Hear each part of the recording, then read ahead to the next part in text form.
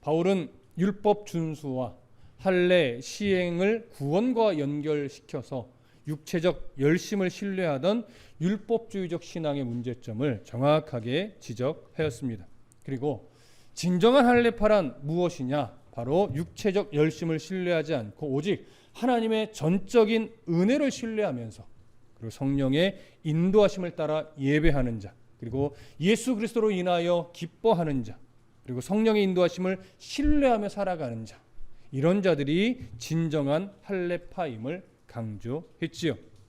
그리고 나서 율법주의적 신앙인들의 어리석음을 드러내기 위해서 이전에 자신이 가지고 있던 탁월한 외적 요소를 드러냈고 지난날의 종교적 열심이 어떠했는지도 드러냈습니다. 그러나 예수 그리스도를 만난 이후에는 그리스도 때문에 그 모든 외적 요소들, 열심들 이런 것들을 다 해로 여긴다라고 고백을 했습니다. 왜냐하면 예수 그리스도를 아는 지식이 그 무엇과도 비교할 수 없는 최고의 가치임을 비로소 알게 되었기 때문이다 라고 말했죠. 이제 바울은 그리스도를 안다는 것이 정말 어떤 의미냐, 이것을 강조해서 교훈합니다. 자, 10절과 11절을 다시 한번 읽어볼까요? 10절과 11절 시작. 내가 그리스도와 그 부활의 권능과 그 고난의 참여함을 알고자 하여 그의 죽으심을 본받아 어떻게 해서든지 죽은 자 가운데서 부활에 이르려 하노니. 자, 이 구절을 헬라어 성경으로 보면 문장 앞에 카이라고 하는 접속사가 있습니다. 일반적으로는 그리고라고 번역되는 단어이긴 하지만 오늘 본문에서는 즉 이런 의미예요. 즉. 이 말은 뭐냐면 바로 7절부터 9절에서 강조했던 그 앞의 내용을 원인으로 해서 이제 무엇인가를 강조하며 설명한다는 거예요. 그러니까 앞에 이런 내용이 있었다. 그러니까 즉 이제 본론을 말하자면 결론을 말하자면 이렇게 되는 거죠. 그러니까 바울이 지난날에 가지고 있던 자랑거리들을 다 배설물로 여기게 만들었던 그 예수 그리스도를 아는 지식에 대해서 이제 더 구체적으로 설명하겠다라고 하는 것이죠.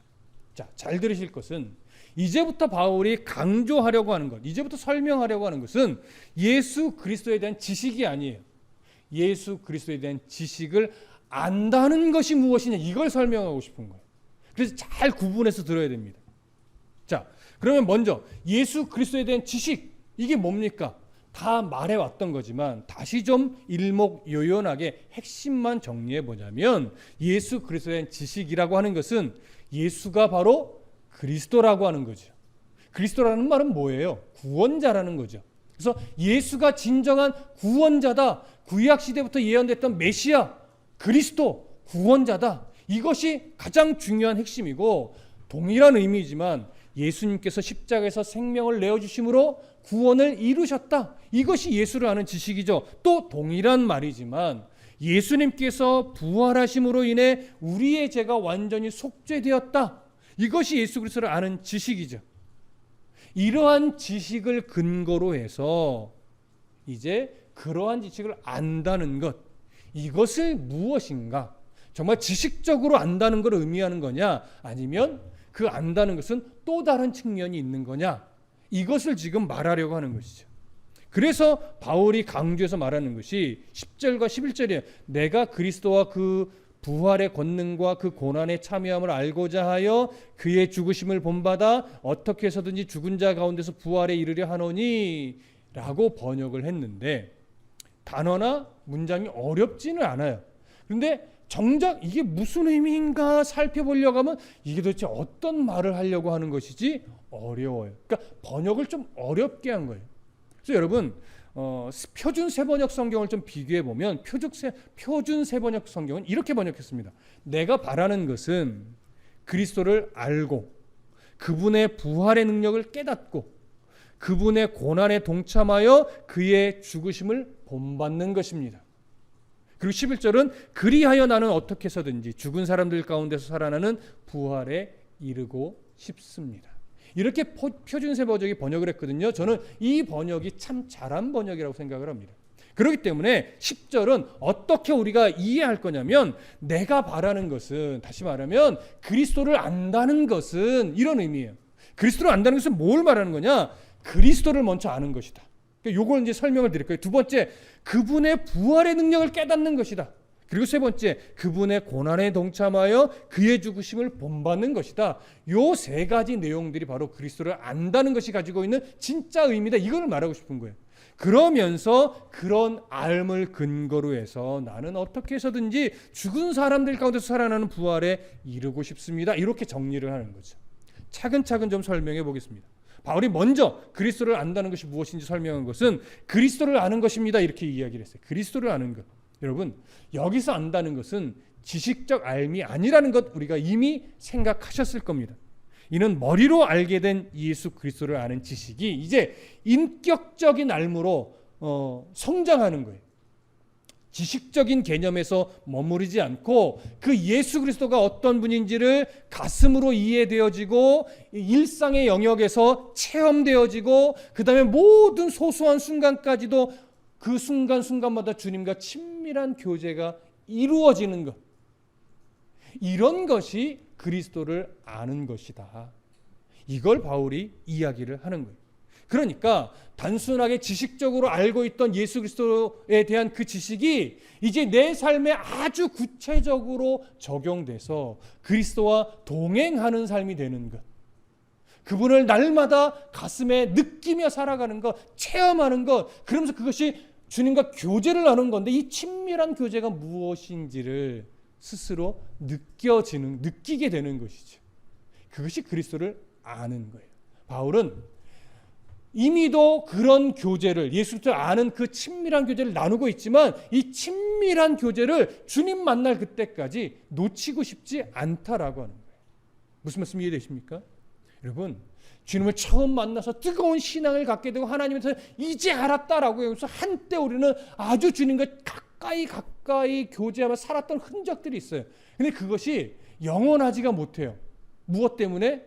인생이라는 현실의 무게 때문에, 너무나 분주한 일상 때문에, 그리고 내가 무엇인가를 이루고 무엇인가를 가지고 무엇인가를 성취하고 싶은 인간적 욕심 때문에 그 은혜와 그 뜨거운 사랑과 친밀한 교제를 어느 순간 조금씩 잃어버리더니 어느 순간 돌아보면 내가 예전에는 그랬는데, 이런 소리를 하게 되는 거예요. 여러분, 신앙이란 것은요, 내가 예전에는 이랬습니다라고 의미 하나도 없어요. 신앙이라고 하는 것은 지금 내가 어떻게 주님과 만나 교제하고 있는가, 이것이 가장 중요하죠. 무슨 말씀 이해되십니까? 그래서 신앙을 추억으로 견디는 사람이 되시면 안 돼요. 신앙은 추억으로 남으면 안 돼요. 신앙은 언제나 현재 진행형이 되어야 돼요. 지금도 여전히, 내가 예전에 그런 예수님을 만났지만 나는 지금도 여전히, 그리고 앞으로도 계속하여, 이런 고백이 되어야지 내가 예전에는, 이런 말을 하는 신앙이 되셔서는 안 됩니다. 그래서 내가 지금도 여전히, 앞으로도 계속하여 내가 주님과 이런 교제를 계속 나눌 겁니다 라고 말할 수 있는 그런 신앙으로 성장하시기를 간절히 소망합니다. 바울이 이제 예수 그리스도를 안다는 것이 무엇이냐, 두 번째로 이야기하는 것이 뭐냐면, 이러한 인격적 알을 통해서 예수님의 부활의 능력을 깨닫기 원합니다, 이 얘기를 해요. 예수 그리스도의 부활의 능력. 여러분, 부활의 능력을 안다는 것이 무슨 말일까요? 부활의 능력을 안다는 거, 예수님이 나의 죄를 위해서 죽으시고 3일 만에 부활하셨어요, 이렇게 지식적으로 안다는 것이 아니라는 것 이미 느끼시겠죠.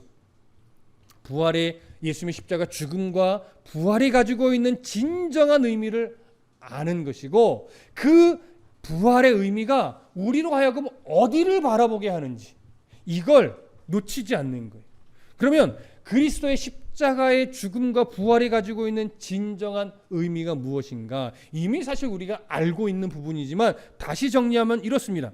율법으로는 완전하게 해결할 수 없는 우리의 죄가 예수 그리스도 십자가의 죽으심으로 말미암아 완전하게 속죄되었다라고 하는 사실이죠. 그리고 그 사실을 속죄를 근거로 해서 예수님은 장사 지낸 바 되었다가 3일 만에 다시 살아나셨어요. 예수님의 부활이 가지고 있는 중요한 의미 중에 하나는 우리의 죄가 완전히 속죄되었음을 확증하는 역할이에요.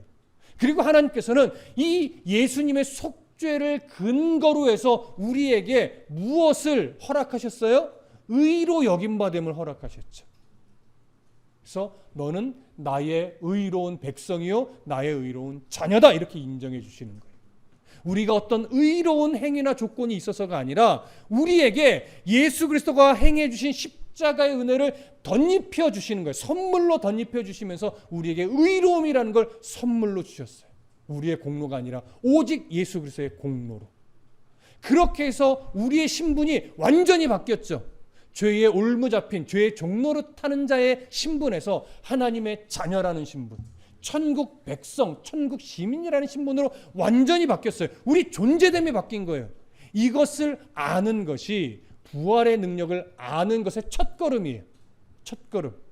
그럼 여러분, 이렇게 우리의 신분이 하나님의 나라의 신분으로, 하나님 나라의 시민으로, 하나님의 백성으로, 하나님의 자녀로 신분이 바뀌었다라고 하는 사실은 우리로 하여금 어디를 바라보게 만들어야 돼요?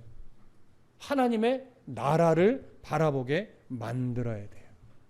그 하나님의 나라는 우리로 하여금 주님 오시는 그날 의의 심판을 받고 하나님의 자녀의 자격으로 새하늘과 새 땅에 들어가서 영원한 복락을 누리는 그러한 우리의 마지막 최종 목표지가 되는 것이죠. 이것을 알고 소망하며 살아가는 것이 부활의 능력을 아는 겁니다. 무슨 말씀 이해되십니까? 근데 우리가 이 부활의 소망을 여전히 머리로만 알고 살아가는 성도일 경우가 많죠. 무엇 때문에요? 땅의 소망을 두고 살아가게 되기 때문에. 여전히 우리는 땅에서 어떻게 하면 잘 살까? 주님께 기도하여 어떻게 하면 이 땅의 메인 문제를 해결할까? 주님께 기도하고 금식하여 어떻게 하면 우리 자녀가 좋은 대학, 좋은 직장 가게 할까? 우리의 사업이 성공할까? 오로지 이것에만 목표를 붙잡고 있다면 부활이란 사실, 부활의 은혜를 머리로는 알지만 부활이 가지고 있는 그 진정한 의미는 모르고 있는 자예요. 우리가 이 땅에서 분주한 삶을 어쩔 수 없이 살아가지만 그 가운데서도 나의 소망은 땅에 있는 것이 아니라 저 하나님의 나라에 있음을 놓치지 않고 늘 바라보며 균형감을 잃어버리지 않고 살아가려고 몸부림치는 성도, 이 사람이 바로 부활의 능력을 진정으로 아는 자인 거예요. 바울은 선교 사역이라고 하는 이 명분에 속아서 하나님의 나라에 대한 소망을 잃어버리지 않고자 이런 고백을 하는 겁니다. 여러분, 현실과 상황에 속아서 하나님의 나라, 우리가 대망해야 될 새하늘과 새 땅, 이것에 대한 소망을 잃어버릴 때가 참 많아요. 여러분, 목회자도요, 목회라고 하는 거룩한 명분에 휩싸여서 하나님의 나라를 소망하지 않고 어떻게 하면 교회를 세울까, 어떻게 하면 성도를 늘릴까, 어떻게 하면 교회 건물을 단독으로 지을까, 이런 것에 목표를 두고 목회하는 경우가 생겨요. 속는 거예요, 여러분. 결국 목회도요, 성도들과 함께 어디를 바라보고 살아가게 하는 거예요? 하나님의 나라를 바라보고 살아가도록 이끌어주는 거예요. 도와주는 거예요. 그러니 본인이 하나님의 나라를 소망하지 않는다면 어떻게 성도들이 하나님의 나라를 소망하며 살겠습니까? 하나님의 나라를 소망하지 않는다는 것은 결국 뭐냐면 재물과 하나님을 겸하여 섬기는 자가 되는 거예요. 땅의 보화를 심으면서 하나님을 섬긴다고 말하는 것과 똑같다고요. 그래서 예수님은 재물과 하나님을 겸하여 섬길 수 없다라고 말했고, 너희의 보화를 어디에 심어라? 하나님 나라에 심어라. 그것을 강조했단 말이죠. 왜요? 자꾸 이 땅에 매여 있는 그 산재된 일들 때문에 하나님의 나라에 대한 소망을 잃어버리고 살아가니까. 우리들의 소망, 근심, 걱정은 다 땅의 일밖에 없는 경우도 있어요. 하나님의 나라 일로 고민하고, 우리 자녀의 신앙 때문에 고민하고, 나의 연약한 신앙 때문에 하나님 앞에 애통해하고, 이럴 수 있어야 되는데, 여러분, 돈 잃어버린 것 때문에 애통해야 하는 것과 내가 오늘 예배를 바르게 못 드렸다라고 하는 이것 때문에 가슴 아파하는 것과 어느 것이 더 클까요, 여러분? 돈 잃어버렸을 때 더 아파해요. 뭔가 자존심 상하는 일이 있을 때 더 속상해요. 내가 오늘 하나님 앞에 더 성도답게 말하거나 행동하지 못했다. 내가 더 그리스도의 백성다웠어야 되는데 그러지 못했다. 이런 것 때문에 정말 진정하게 애통해야 하는 사람 드물어요. 이렇게 말하는 저도요. 내가 목사로서 너무 연약해 부족해 이것 때문에 가슴 아파하는 것보다 세상의 다른 일로 더 마음 아파할 때가 더 많아요, 사실. 그러니까 그것이 어쩔 수 없는 우리의 연약함이죠. 그러니까 그 연약함을 알고 다시금 하나님 앞에 늘 구해야 되는 거예요. 하나님, 내가 어쩔 수 없이 이런 연약함을 갖고 있습니다. 자꾸 왜 하나님의 나라에 대한 소망을 잃어버리고 살죠? 도와주세요. 도와주세요. 이런 걸 구하라는 거예요. 이런 걸 구하고 있다라고 하는 것이 우리의 영이 죽지 않았다는 증거이고, 그럴 때 우리가 조금씩 더 하나님의 나라를 대망하고 살아가는 성도가 되는 거예요. 바울도 이거 잃어버릴까 봐 겁나니까 이런 표현을 하는 거란 말이에요. 잃어버리고 싶지 않아서. 우리도 마찬가지인 거죠. 얼마든지 잃어버리고 살 수 있어요. 하지만 잃어버리고 살면 안 돼요. 그래서 이런 말씀들이 계속 우리에게 신앙의 양심을 찌르는 하나님의 말씀이 되는 것이죠. 잊지 마십시다. 자, 그런데 문제는 그런 삶을 살아가고 싶은데 잘 안 되는 이유가 우리 안에 여전히 죄의 습관이 남아있기 때문에 그 죄의 습관이 안 고쳐져요, 잘. 그래서 바울이 세 번째로 고백하는 것이 뭐냐면 그분의 고난에 동참하여 그의 죽으심을 본받기를 원합니다. 이렇게 얘기하는 거예요. 바로 이 세 번째도 예수를 안다는 것이 무엇인지에 대한 설명이에요. 주님의 고난에 동참하여 주님의 죽으심을 본받는 삶이 되어야 한대요. 자, 그렇다면 예수님의 고난에 동참하여 예수님의 죽음을 본받는다. 무슨 말일까요? 진정한 그리스도인으로 살아가려고 하다 보면 정말로 부딪히는 것, 어려운 것 많습니다. 근데 우리가 인생을 살면서 어쩔 수 없이 이런저런 고난을 겪게 되는데 수많은 표현, 다양하게 표현할 수 있겠지만 몇 가지 좀 압축해서 표현해 보자면 하나님의 나라의 소망을 두고 성도로 살아갈 때 우리는 어떤 고난들을 마주하게 되냐면 신앙을 지키기 위해서 겪을 수밖에 없는 고난을 마주하게 되기도 하고요. 예수 그리스도를 전파하기 위해서 겪게 되는 고난도 있고요. 또 성숙한 성도가 되기 위해서 하나님이 주는 연단을 받는 훈련의 차원에서 겪는 고난도 있어요. 이건 그래도 긍정적인 차원의 고난이죠. 그런데 부정적인 차원의 고난도 있어요. 어떤 고난일까요? 내가 내 욕심으로 무엇인가를 이루어 보겠다고 하나님을 떠나 내 방법, 내 욕심 부리다가 그러다가 겪는 고난도 있기도 해요. 그러나 중요한 건 어떤 고난이든 내 욕심으로 인해 겪게 되는 고난이든 연단을 위해서 하나님이 허락하신 고난이든 아니면 믿음을 지키고 말씀을 전하며 하나님의 나라를 위해 겪을 수밖에 없는 고난이든 모든 고난을 통해서 우리가 하나님만 발견할 수 있다면 그 고난은 의미가 있고 가치가 있습니다. 근데 어떤 고난을 겪더라도 거기서 하나님을 발견하지 못하면 그 고난은 아무 의미 없는 그런 무가치한 고난이 될 수밖에 없는 거죠. 근데 바울은 말하는 거예요. 이러한 고난을 통해서 내 신앙이 자라고 하나님을 더 바라보게 되고 내가 하나님을 신뢰하게 된다면 그 고난은 의미 있는 고난이 되며 특히 하나님의 나라를 위해 복음을 위해 또 성숙한 신앙을 위해 받는 고난을 기꺼이 즐겁게 받아낸다면 그러면 그 고난을 통해서 우리는 예수 그리스도의 마음을 본받는 그러한 성도가 될 것이다. 그러니 그분의 고난에 동참하여 그 예수 그리스도의 죽기까지 순종했던 겸손을 본받을 수 있다면 우리는 기꺼이 그 고난을 받는 삶을 살아가야 합니다, 이거죠. 그러니까 그러한 태도로 이런 고난들을 받아낸다는 것, 순종하는 태도로 받아낸다는 것, 결국 무엇을 안다는 증거예요? 예수 그리스도가 어떤 분인지를 안다는 증거예요. 부활의 능력을 깨닫고 있다라고 하는 증거예요. 하나님의 나라를 소망하며 살아가고 있는 성도라고 하는 증거가 되는 거예요. 그러니 고난을 무조건 싫어하지만 마시고 고난이 무조건 비켜가기를 소원만 하지 마시고 그 고난을 마주하면서 고난 속에서 주님의 은혜를 발견하고 주님의 인도하심을 찾으며 그 주님의 마음을 닮아가는 성도가 되기를 소망하며 그 고난을 기꺼이 받아내는 그러한 성도의 용기도 필요할 겁니다. 이러한 부단한 노력, 이러한 시선, 이러한 균형감을 가지고 살아가는 씨름을 하고 있다면 우리는 그리스도를 머리로만 아는 성도가 아닌 거예요. 그리스도를 진정으로 알고 있는, 그래서 그 예수 그리스도의 성품을 본받아 가고 있는 그러한 성도임에 분명할 겁니다. 자, 이런 노력 분명 지금 다 가지고 계시는 걸 압니다. 이 노력들을 잃어버리지 마시고 끝까지 붙잡고 주님 만날 그때까지 함께 이 노력을 하면서 믿음의 삶을 살아내 주시기를 간절히 소망합니다. 바울은 이제 이런 노력을 통해서 나는 어떻게 해서든지 죽은 사람들 가운데서 살아나는 부활에 이르고 싶습니다. 이렇게 이야기를 해요. 자, 여기서 바울이 말하는 부활, 어떤 의미의 부활이겠습니까? 바로 예수님의 재림 때 일어나는 성도의 부활을 말하는 겁니다. 그래서 여러분, 부활에 이르는 이 말씀을 통해서 우리가 다시 한번 정리해야 되는 것이 뭐냐면, 우리가 부활 후에 가게 되는 것, 그리고 지금 죽으면 가게 되는 것, 이것에 대해서 구분을 못 하시는 분들이 종종 있기 때문에 이걸 좀 구분해서 이해하실 수가 있어야 돼요. 예수님의 재림 전에 죽는 성도들은 어디에 갑니까?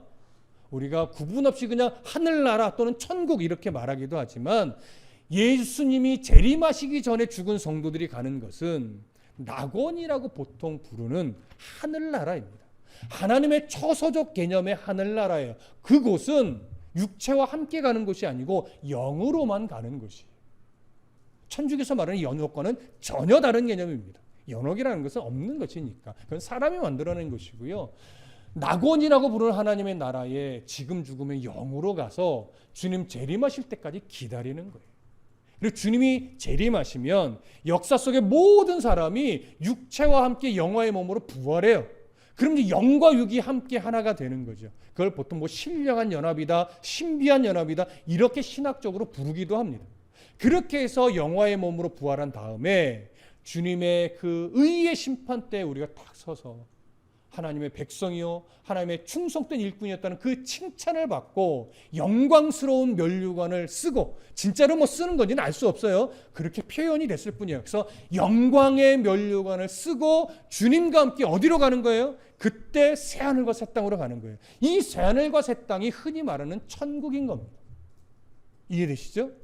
그래서 물론 굳이 구분하지 않고 지금 죽어도 천국 가고 주님 재림하신 이후에 천국 갑니다 해도 그것 때문에 뭐 문제 일어날 것은 없지만 이왕이면 좀 더 정확하게 알자는 거지. 무슨 말씀 이해되십니까? 마찬가지로 예수 믿지 않고 지금 죽으면 무저갱이라고 하는 곳으로 가는 거예요. 거기도 영으로 가는 겁니다. 하지만 그것마저도 하나님과 단절된 곳이기 때문에 가장 고통스럽고 무서운 곳이죠. 하지만 거기서도 영으로 대기하는 겁니다. 그리고 주님이 재림하시면 그 무저갱에 있는 자들도 부활하여 멸망의 심판을 받고 비로소 우리가 지옥이라고 부르는 곳으로 가게 되는 거예요.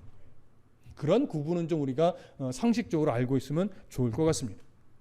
자, 이렇게 해서 바울은요, 우리가 그러한 애씀의 삶을 치열하게 살아내므로 말미암아 결국 어디에 이르기를 원하는 거예요? 부활하여 하나님의 나라 새하늘과 새 땅에 주님과 함께 들어가기를 소망하는 거예요. 그러나 여기서 조심할 것은 10절의 그 내용, 그의 그리스도를 알고 부활의 권능을 알고 고난에 참여하여 그의 죽으실 본받는 이러한 애씀들이 부활의 조건을 말하는 것은 아니에요. 하나님의 나라는 조건이 된다는 것이 아니에요.